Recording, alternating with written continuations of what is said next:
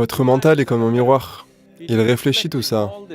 Vous pouvez voir celui-là et celui-là, mais vous ne pouvez pas voir celui-ci, parce que celui-ci est derrière le miroir. Vous devez faire une chose simple. En quelques jours, vous serez de l'autre côté du miroir.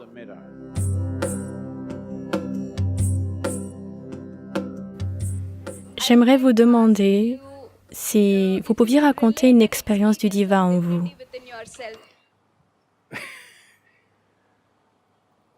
C'est comme ça. La raison pour laquelle ça n'est pas entré dans l'expérience de tout le monde, c'est parce que tout le monde croit quelque chose. La seule chose que j'ai faite avec moi, c'est que je suis resté inéduqué. Exactement comme quand j'étais tout petit. Je suis resté pareil dans mon mental. Rien. Dans le sens où rester inéduqué n'est pas facile. Parce que depuis le premier jour à votre naissance, vos parents, vos professeurs, chaque adulte, pundit, mollah, prêtre, tout le monde essaie de vous enseigner quelque chose qui n'a pas fonctionné dans leur vie.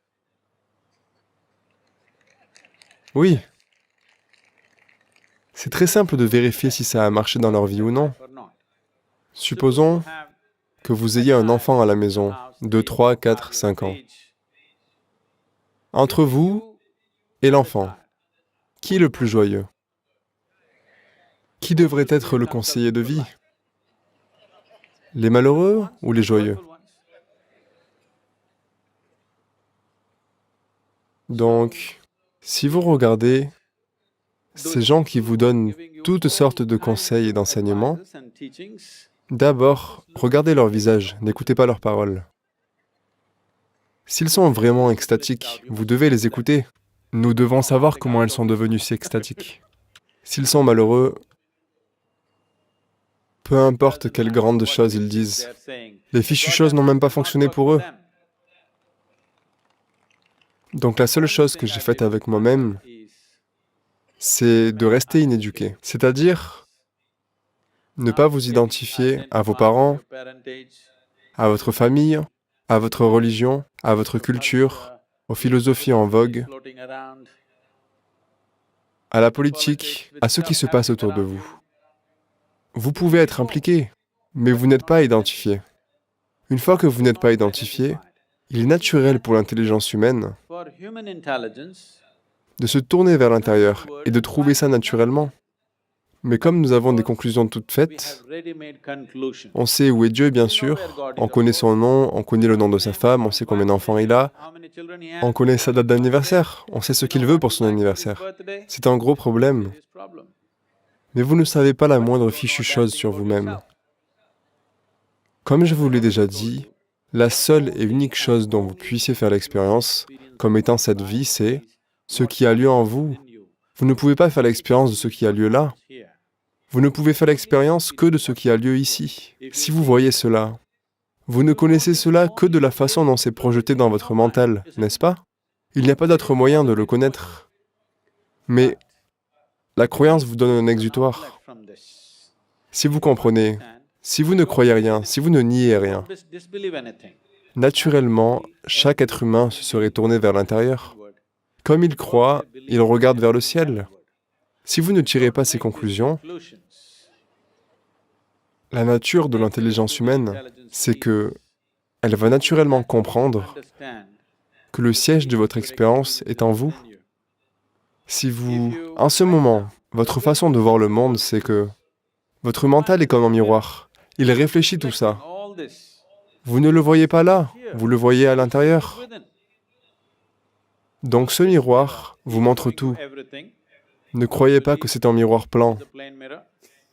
Beaucoup de distorsions, mais il vous montre quand même les choses. Mais il ne vous montre jamais qui vous êtes.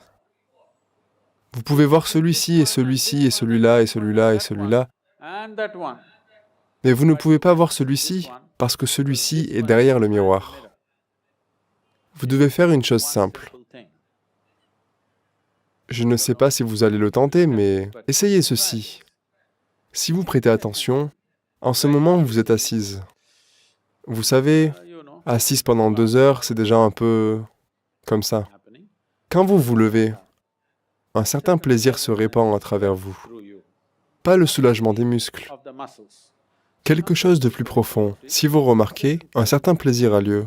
Ou vous êtes debout depuis longtemps, vous vous asseyez, un certain plaisir a lieu. Ou disons que vous avez eu soif, vous buvez un verre d'eau. Pas la fraîcheur de l'eau, pas la soif qui disparaît. Bien plus profondément, une sensation agréable a lieu. Vous vous allongez dans votre lit après une journée bien remplie. Vous verrez qu'un certain plaisir se répand à travers vous. Vous vous réveillez le matin, un certain plaisir se répand à travers vous. Comme vous êtes dans un état constant, comme je l'ai dit, de diarrhée mentale, vous ne remarquez rien. Ce que je dis, c'est prêtez un peu attention. Aujourd'hui, quand vous rentrez chez vous pour dîner, ou que vous alliez pour dîner, vous êtes une jeune femme, donc je vous laisse choisir, ou que vous y allez pour dîner, ne mangez pas avant d'avoir vraiment faim. Puis, la nourriture est servie. Attendez. Vous voulez vraiment manger maintenant? Attendez 2 minutes. Regardez seulement la nourriture. Attendez. Ensuite, mangez doucement. Quand la nourriture entre en vous, vous verrez que le corps tout entier réagit d'une certaine manière. Un certain plaisir se répand à travers vous. Continuez à prêter attention à cela. Pour l'instant, ce n'est pas que vous soyez complètement ignorante de cela, mais en général, la plupart des gens ne restent pas avec cette sensation agréable plus de 2 ou 3 secondes. Vous arrivez à y rester, disons 12 à 15 secondes. Dans quelques jours, vous serez de l'autre côté du miroir. Et vous ne me poserez pas cette question. Vous saurez ce que ça veut dire de vivre avec le divin. En ce moment, vous vivez du mauvais côté du miroir. Vous voyez des tas d'images, un kaléidoscope. Mais vous ne pouvez jamais vous voir vous-même ou la nature de votre existence.